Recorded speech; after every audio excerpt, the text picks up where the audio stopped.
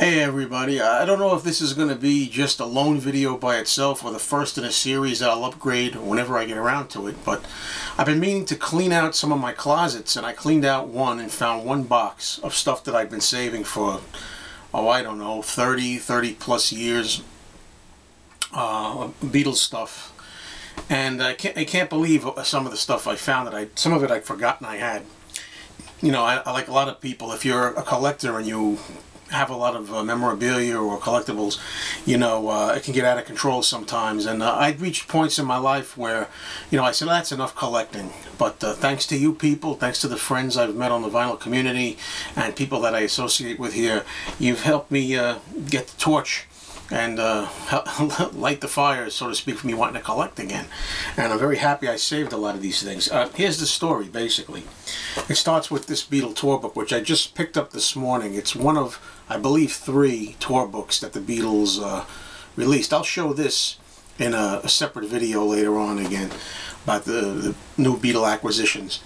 But the reason was, I thought that I already had this tour book. I wasn't positive, you know, if I had it or not, so I didn't know if I should buy it. And it was hanging out at my video store for a couple of weeks, and I didn't pick it up.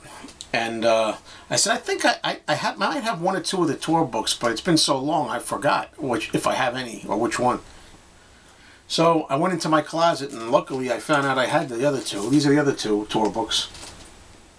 And then I knew that I had to go back and buy the 3rd one, which I did.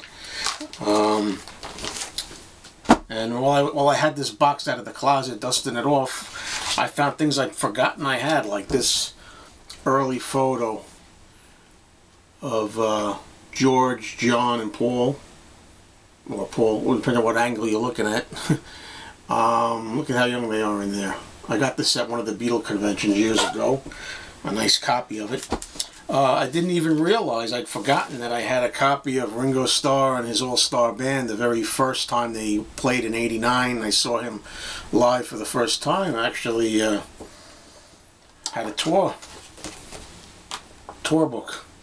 I didn't even remember that I picked it up, and as I opened it up, look what fell out of it. My ticket, my first ticket to see Ringo. I mean, this is what can happen, as we all know, when you get really into something or carry it away. You forget what you have.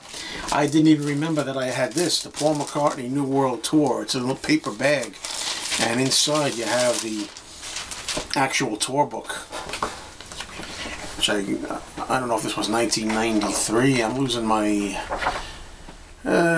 reference points here. I had totally forgotten that I ever had this, and I'm glad I found out that I did. This is stuff that you put away. I found stuff like Rock Superstars, Paul McCartney. This opens up into a poster. I can't even begin to think how many John Lennon. I have so many John Lennon tribute magazines like this in a box just of magazines, which I got to dig out one day. And stuff like so many Beatle Fest 91 catalog. Found Beatle Fest 92 catalogs. I saved a lot of Beatle Fest catalogs. I was very surprised to find this. I didn't even know I had this. I forgot about it. This is a Beatlemania program from when I saw the stage play, whatever you want to call it, Beatlemania. My stepfather took me to go and see this in 1978 when I was 16. And apparently I still had it. I didn't even know that I had it. I'm so glad that I never threw it out. I forgot about this. Here's another Paul McCartney program from the 1989-1990 tour. And what is interesting about this was, I remember I had been hanging out trying to get Paul's autograph, which I eventually did. That's a whole other story for another day. But I'd forgotten that over here I had seen Robbie McIntosh got his signature, and also Wicks down there, Wickens. Totally forgot about it. I didn't even know I had this, John and Yoko, Just Like Starting Over, the sheet music. Then all these Rolling Stones that I remembered, but they're all in brand new condition. There's one up with Yoko on the cover. Here's one from 1981 with Ringo on the cover, with Ringo interview. This is funny now, looking back. This is 1984, the 20th anniversary of the Beatles' arrival in the States. And we're just about next month to go through the 50th anniversary of the Beatles in the States. So that's pretty interesting. Here's more Rolling Stone. John and Yoko. These are all in like immaculate shape. I put them right in plastic. I had these in plastic, but I took them out for the video. Quicker access. There's that controversial cover, I guess you could say. A little disturbing in a way. John and Yoko. Look at that. And here's one with Paul on the cover. There's a John tribute Rolling Stone cover. The return of George Harrison, when George had a comeback of sorts in 1987 with his Cloud 9 album. And here's Paul with his Press to Play album from 1986. This is when Paul's hair was starting to go gray. And I remember in the interview somebody said, your hair's going gray. He says, oh, I'll be leaving that, you know. He says, there comes a time when the jig is up, or something like that. Well, there's more stuff I got. I was really happy to find these. I had these Beatles Monthly. These are from the Beatles fan club in England. They ran these from the 1960s through into the 1990s, I think. They stopped in the 90s, and I have a whole stack of them. But, however, I mean, they had great covers. Look at some of these covers. I mean, I could just run through them. I mean, I might do a separate video devoted just to these because there's just way too many. These are known for having not only great news, but rare pictures you never see. Just really great pictures. There's a picture of Ringo at the piano.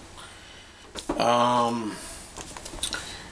what I discovered was all I have left, really, with the exception of the first one I showed from 1968, the only ones that I have left here seem to be from the 80s and 90s, which lead me to believe that I actually might have at one point sold my 60s ones, and I really regret that.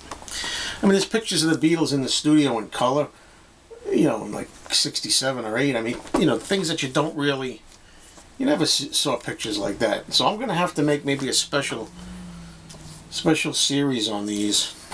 Just a real quick look now for the fans. And I really regret that. Apparently, I had sold I can't find the ones from the 1960s. The actual ones from the 1960s. They're gone. I had even issue number 1. Anyway, there's probably more of this stuff I can show in another video, but as for this one, I'm pretty much out of time. And here's a copy of The Beatles Now with John on the cover as we fade away here. Thanks a lot for watching. You never know what you're going to find in your closets, and I'm not going to lose track of these ever again.